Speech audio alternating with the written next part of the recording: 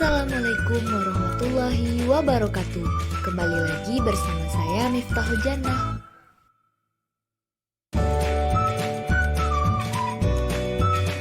Di video kali ini saya akan menjelaskan tentang konsep dasar multimedia pembelajaran. Berikut adalah penta konsep dari multimedia pembelajaran. Nah, di video ini akan dijelaskan tiap cabang dari peta konsep ini. Nah, yang pertama yaitu makna multimedia. Makna multimedia terbagi dua. Yang pertama, makna multimedia sebelum tahun 1980, yaitu kumpulan dari berbagai peralatan media berbeda yang digunakan untuk menyajikan materi pelajaran, misalnya tulisan, grafik, gambar dalam kertas karton yang ditempelkan di dinding. Yang kedua, makna multimedia setelah tahun 1980, yaitu penyampaian informasi secara interaktif dan terintegrasi yang mencakup teks, gambar, suara, video, ataupun animasi. Berikutnya yaitu pembagian multimedia berdasarkan penyajian. Berdasarkan penyajian, pembagian multimedia yaitu ada dua. Pertama, multimedia linier. Multimedia linier ialah multimedia yang tidak dilengkapi dengan alat pengontrol apapun yang dapat dioperasikan oleh pengguna. Contohnya televisi, film, majalah, dan juga koran. Yang kedua, multimedia interaktif, yaitu multimedia yang dilengkapi dengan pengontrol yang dapat dioperasikan oleh pengguna, sehingga pengguna dapat memilih apa yang dikehendaki untuk proses selanjutnya. Multimedia interaktif ini terbagi dua lagi, yaitu multimedia interaktif hierarki, yang merupakan pemakai memiliki pilihan, tapi topik-topik dapat dibagi menjadi subtopik yang lebih spesifik. Berikut ilustrasinya. Yang kedua, multimedia interaktif nonlinier, yaitu memungkinkan pemakai untuk bebas bergerak, melihat isi materi dengan cara berinteraksi. Pemakai dapat bergerak bebas ke materi manapun. Berikut ilustrasinya. Selanjutnya yaitu akan dijelaskan poin-poin dari multimedia interaktif. Yang pertama, strategi penyajian multimedia interaktif. Strategi penyajian multimedia interaktif ada 4. Yang pertama yaitu drills, yang merupakan strategi multimedia pembelajaran interaktif dengan jalan melatih siswa terhadap bahan pelajaran yang sudah diberikan. Strategi ini menyediakan serangkaian soal atau pertanyaan yang biasanya ditampilkan secara acak dan berbeda, dilengkapi dengan jawaban yang benar, lengkap dengan penjelasan sehingga diharapkan pengguna akan bisa pula memahami suatu konsep tertentu, dan di bagian akhir pengguna bisa melihat skor akhir yang dicapai. Strategi kedua yaitu tutorial, merupakan strategi dalam bentuk pemberian arahan, bantuan, petunjuk, dan motivasi agar siswa belajar secara efisien dan efektif. Pada strategi ini, informasi yang berupa suatu konsep disajikan dengan teks, gambar, baik diam maupun bergerak, pada saat yang tepat, yaitu ketika dianggap bahwa pengguna telah membaca dan menyerap konsep, maka diajukan serangkaian pertanyaan atau tugas. Jika jawaban atau respon pengguna benar, maka lanjut ke materi berikutnya. Namun jika salah, harus mengulang memahami konsep tersebut secara keseluruhan atau pada bagian tertentu saja. Nah, strategi ketiga yaitu simulasi. Simulasi pada dasarnya merupakan salah satu strategi yang bertujuan memberikan pengalaman belajar yang lebih konkret melalui penciptaan tiruan-tiruan bentuk pengalaman yang mendekati suasana sebenarnya dan berlangsung dalam suasana yang tanpa resiko. Strategi ini mencoba memberikan pengalaman masalah dunia nyata yang biasanya berhubungan dengan suatu resiko seperti pesawat akan jatuh atau menabrak, perusahaan akan bangkrut, dan lain sebagainya. Strategi keempat yaitu game, merupakan strategi multimedia interaktif melalui permainan yang dirancang sedemikian rupa sehingga pembelajaran lebih menantang dan menyenangkan. Bentuk permainan yang disajikan di sini tetap mengacu pada proses pembelajaran dan diharapkan terjadi aktivitas belajar sambil bermain. Nah, selanjutnya yaitu kita masuk ke poin multimedia interaktif kedua yaitu karakteristik multimedia interaktif. Nah, karakteristiknya ada 4. Yang pertama bersifat mandiri, dalam artian produk tersebut dijalankan berbasis komputer sebagai titik pusat dalam proses pembelajaran. Yang kedua, dari segi konten didesain untuk mengatasi keterbatasan ruang, jarak, dan statisnya model media konvensional. Yang ketiga, harus memberikan kontrol sepenuhnya pada pengguna untuk menghentikan, mencatat hal yang penting, memutar ulang bagian yang belum dipahami. Dan yang terakhir, interaktivitas, memberikan kesempatan berinteraksi langsung dengan media dengan bantuan keyboard, mouse, sentuhan pada layar, atau bentuk yang lainnya. Nah, bagian dari multimedia interaktif yang ketiga yaitu level interaktivitas. Nah, level interaktivitas ini ada beberapa macam. Yang pertama yaitu navigasi video. Yang kedua, navigasi audio. Navigasi video atau audio ini adalah tombol yang berfungsi sebagai kontrol jalannya audio atau video. Pengguna dapat berinteraksi melalui tombol tersebut agar dapat memulai maupun menghentikan audio atau video yang ada dalam multimedia pembelajaran interaktif. Level interaktivitas dari navigasi audio atau video ini termasuk pada kategori rendah.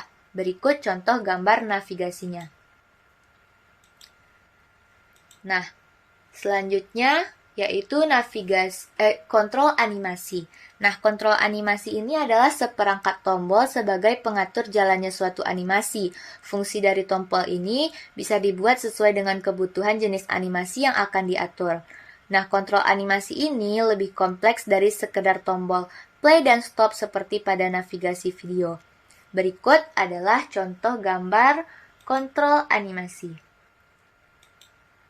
Selanjutnya masuk ke navigasi halaman, yaitu seperangkat tombol yang berfungsi sebagai mengeksplor setiap halaman multimedia pembelajaran interaktif, yaitu maju satu halaman berikutnya atau mundur satu halaman berikutnya, atau juga menuju halaman lainnya yang diinginkan. Nah, pengguna dapat berinteraksi melalui tombol ini untuk membuka setiap halaman yang ada pada multimedia pembelajaran.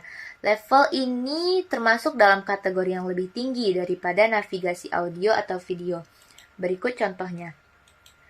Selanjutnya masuk ke kontrol menu atau link, yaitu objek berupa tulisan, gambar, atau icon yang diberi properti hyperlink, sehingga jika objek yang telah diberi hyperlink diklik, maka multimedia pembelajaran interaktif akan menampilkan objek atau halaman lain yang diinginkan. Berikut contoh gambarnya. Kemudian ada hypermap. Dalam media pembelajaran interaktif, istilah hypermap menuju pada sekumpulan hyperlink berupa area yang membentuk area yang lebih besar sehingga jika hyperlink tersebut dilintasi atau diklik oleh kursor mouse akan menampilkan pop-up deskripsi dari area tertentu. Berikut contohnya.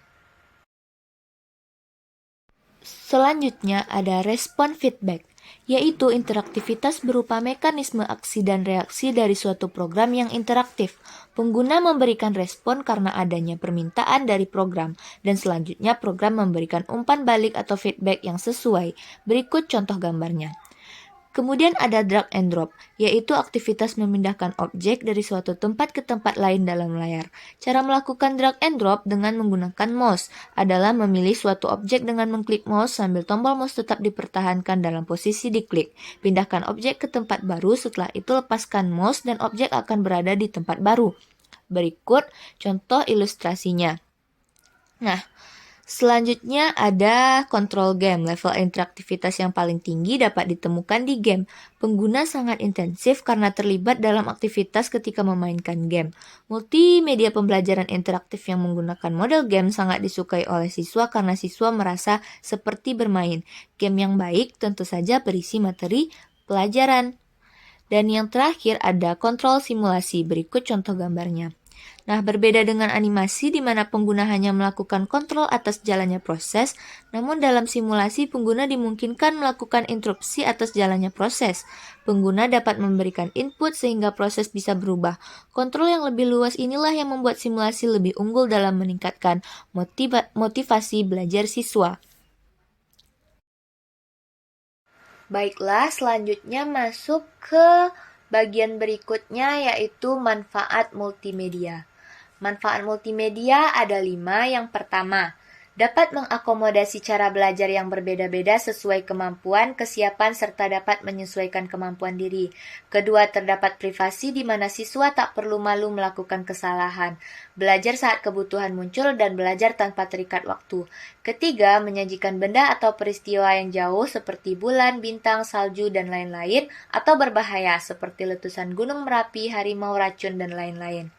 Kemudian, memperbesar benda yang kecil, yang tidak tangkap oleh mata seperti kuman, bakteri, elektron, dan lain-lain. Atau memperkecil benda yang sangat besar yang tidak mungkin dihadirkan di sekolah seperti gajah, rumah, gunung, dan lain-lain. Terakhir, menyajikan benda atau peristiwa yang kompleks, rumit, yang berlangsung cepat atau lambat seperti sistem tubuh manusia, bekerjanya suatu mesin, tata surya, perkembangan tumbuhan, dan sebagainya. Selanjutnya yaitu komponen multimedia. Nah, komponen multimedia ada 5. Yang pertama, grafis, foto, atau gambar, merupakan sarana yang tepat untuk menyajikan informasi, apalagi pengguna sangat berorientasi pada gambar yang bentuknya visual. Elemen gambar digunakan untuk mendeskripsikan sesuatu dengan lebih jelas. Gambar digunakan dalam presentasi atau penyajian multimedia karena lebih menarik perhatian dan dapat mengurangi kebosanan. Yang berikutnya yaitu teks, merupakan kombinasi huruf yang membentuk satu kata atau kalimat yang menjelaskan suatu maksud atau materi pembelajaran yang dapat dipahami oleh orang yang membacanya. Dan yang ketiga ada video. Nah, video ini pada dasarnya adalah alat atau media yang dapat menunjukkan simulasi benda nyata. Video juga sebagai sarana untuk menyampaikan informasi yang menarik, langsung, dan efektif. Video pada multimedia digunakan untuk menggambarkan suatu kegiatan atau aksi. Video menyediakan sumber daya yang kaya dan hidup bagi aplikasi multimedia. Berikutnya ada animasi, yaitu suatu tampilan yang menggabungkan antara media, teks, grafik, dan suara dalam suatu aktivitas pergerakan. Neo mendefinisikan animasi sebagai satu teknologi yang dapat menjadikan gambar yang diam menjadi bergerak, kelihatan seolah-olah gambar tersebut hidup, dapat bergerak, beraksi, dan berkata. Kemudian terakhir yaitu audio, didefinisikan sebagai macam-macam bunyi dalam bentuk digital, seperti suara musik, narasi, dan sebagainya. Oke teman-teman, itu dia penjelasan tentang konsep dasar multimedia pembelajaran. Semoga apa yang disampaikan dapat bermanfaat ya.